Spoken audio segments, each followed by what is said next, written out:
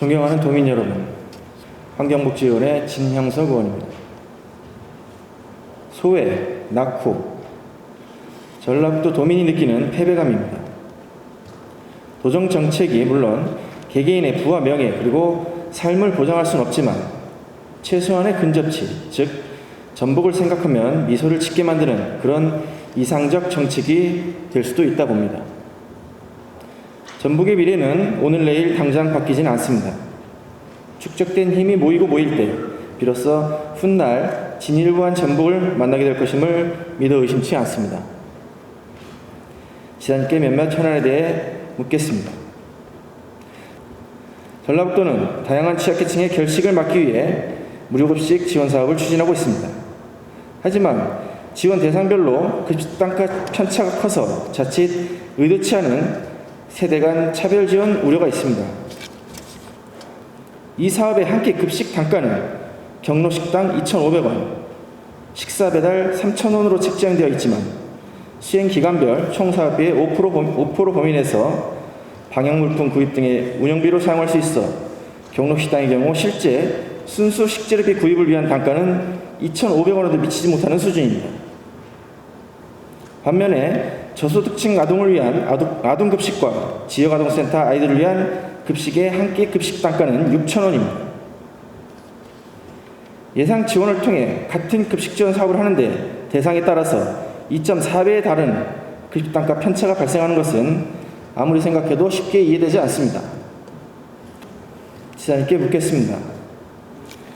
균형 잡힌 식단 제공을 목적으로 적정 식사비를 책정해야 함에도 유독 경로식당과 식사배달 사업의 급식 단가가 낮게 책정된 사유가 무엇인지, 그리고 경로식당의 경우 물가 상승률도 반영되지 않고 11년 이후 10년째 2,500원으로 동결되어 추진된 사유에 대해 말씀해 주시기 바랍니다.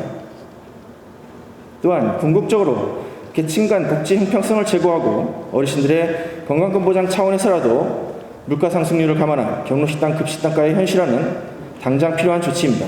이에 대한 전라북도의 계획이 있으신지 있다면 구체적으로 말씀해 주시기 바랍니다. 타 시도의 급식 지원 단가와 비교해보면 유독 우리 전북도의 관심과 지원이 부족하다는 것이 여실히 드러납니다.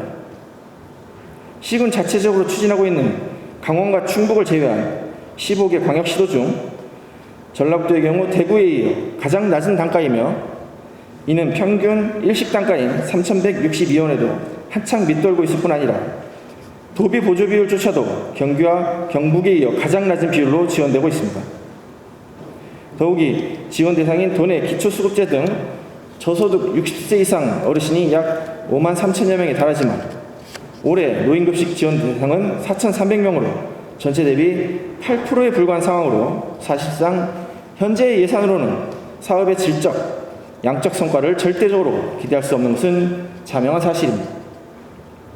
이러한 현실을 반영하지 못하고 있는 전북도 예산 지원으로 인해 전주를 비롯한 8개 시군에서는 도비 지원 사업과 별도로 시군의 자체 지원을 통해 식사 단가를 상향하거나 대상 인원을 추가하여 저소득 결식 우려 노인의 식사를 지원하고 있어 현 상황에 대해 전라북도에 깊은 고찰이 필요한 시점입니다.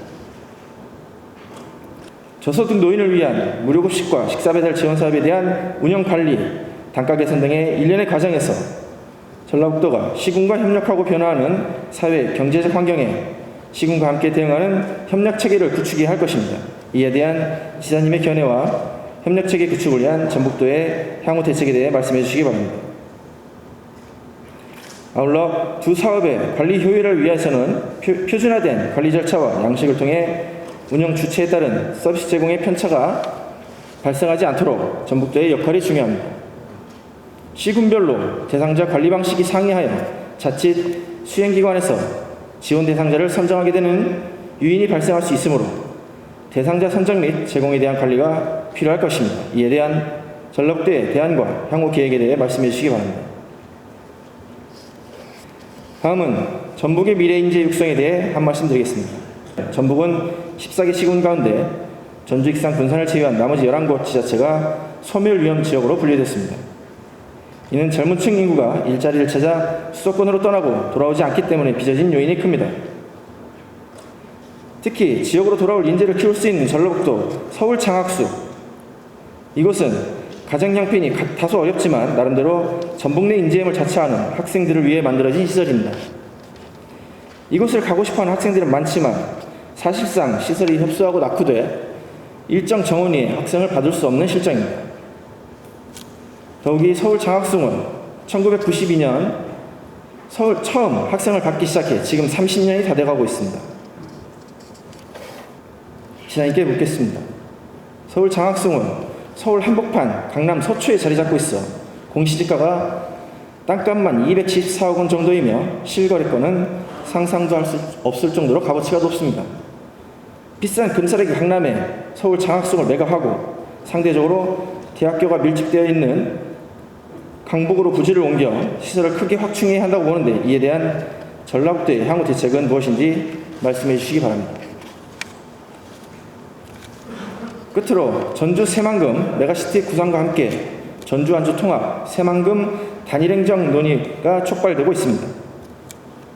광주, 전남, 충청, 영남권은 행정구역 통합카드와 행정구역은 그대로 둔 채 생활, 경제 기능을 연결하는 메가시티 전력을 투트랙 방식으로 진행하고 있습니다.